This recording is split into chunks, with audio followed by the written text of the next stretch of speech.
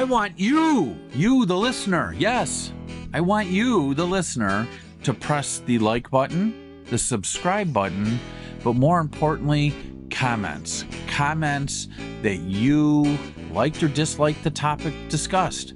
What would you like discussed? Because you, the listener, are who is important to me so that I can provide the value that you want and need. Joel, get your hands out of that. What? I told you not to touch that. I'm always getting into trouble. Well, you know, that's what happens when you're managing. So the joke is, how many people do you really want to manage? The question I've asked, how many butts do you want to wipe? It's very true. The rule of thumb is that one person should only have 5 reports, because when you get beyond 5 reports, it becomes chaos.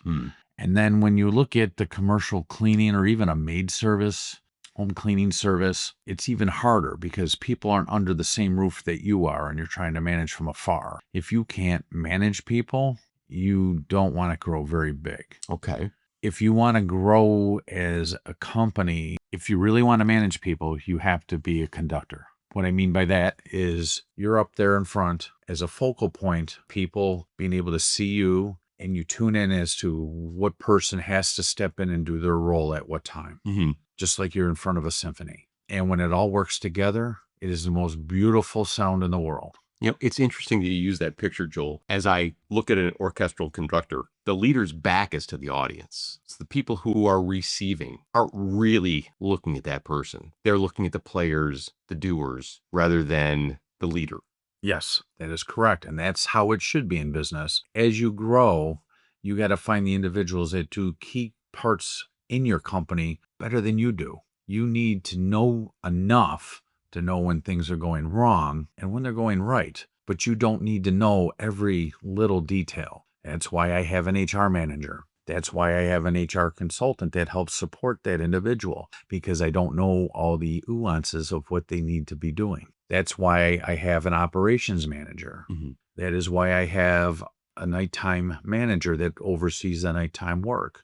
That's why we have an assistant at night that helps and goes where the real problems are on any given night to help with training, help with managing, oversight, working with somebody who needs to be retrained, working with a first night staff member, whatever it happens to be. So everybody has a role. Having an in-house accounting team and working with them. Again, I don't know every little thing, but I know enough when something goes wrong. Having up to 5 direct reports is key. When you start and do everything, that's when the wheels come off.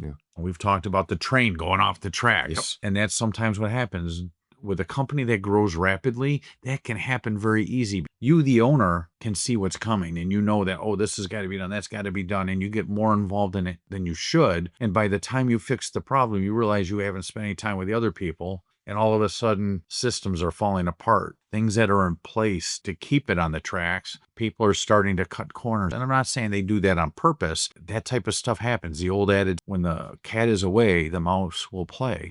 And it's not that they're trying to misbehave or anything. It's just that people find workarounds. This might be a little easier. That might be a little easier. And even getting things like AI involved in your business and having some of the systems so that oversight can actually help you grow as a business. I know that my business, we're working with a company that is laying out a lot of stuff for us on the AI side.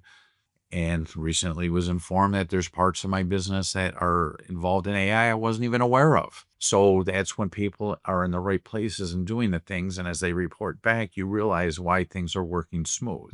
You really have to determine how many people do you want to manage? How big do you want your company to be?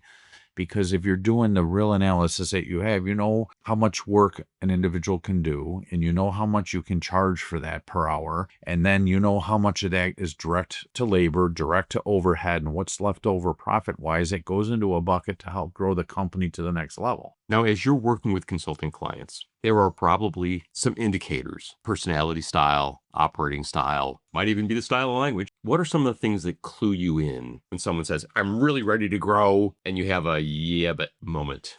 That's a great question. One of the indicators is also when they're telling you that they're overwhelmed and they don't have time to meet with you and they want to talk to you about all the issues that they have and find the time to sit down with you. But when you try to compare calendars, well, I don't have time, I don't have time, I don't have time, I don't have time. I mean, that's a clear indicator. Or I'm in the middle of changing things, which is not necessarily bad because maybe they've realized that something's going wrong in their business and they're making it right. Maybe they're having problems with payroll reporting. Maybe they're having problems because they recently had an automobile accident, one of their company vehicles, and there's a lot more involvement with that. Maybe their insurance company dropped them because of something, and they're having to gather all that additional information to find something. Or it's that time of year and you're looking at your insurance and you're having it compared and am I getting the best rates for my price? So there's a lot of things that they may be involved in that's setting them up for that growth. But there's also things that can be setting them up for non-growth, hiring the wrong people, the constant churn of their staff. They're always training people. They always have open routine. They're out doing the work themselves. They can't find bodies. Where do you find them? Those are the people that aren't ready for growth.